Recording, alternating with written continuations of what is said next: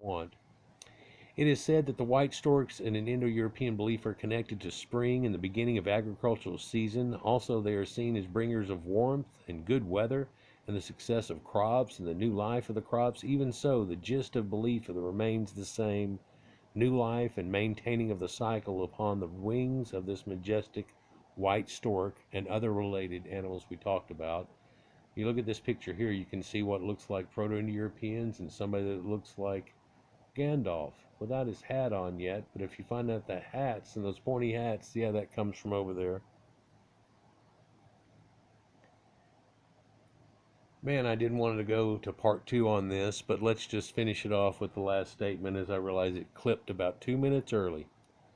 It is said that the white storks in Indo-European belief are connected to spring and the beginning of the agricultural season. Thus, they are seen to be bringers of warmth, good weather, and the success of crops and the new life of those crops. Even so, the gist of the belief remains the same: new life and maintaining of the cycle of life upon the wings of majestic white stork.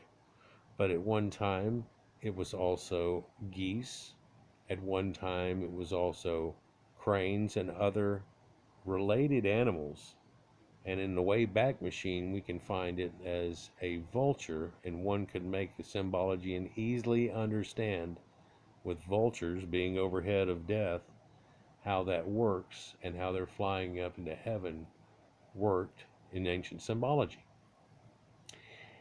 On an extraordinary day in spring, on the boggy fields behind my home, four magnificent white storks landed. It was a rare occurrence to see them there and not high overhead in flight. I was certain that they had never landed in my yard before that day, and so the whole family observed them with interest and good spirits. Such a sight they were.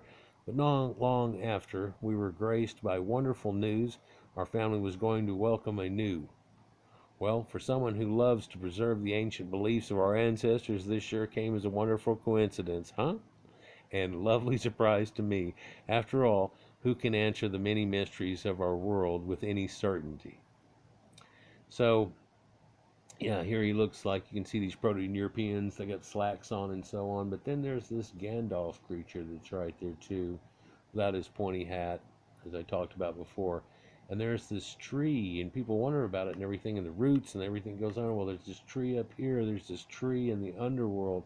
How things go back and forth. That's the ancient belief system that we're going on into it. Very much like a modern way, but it's a variation on a theme.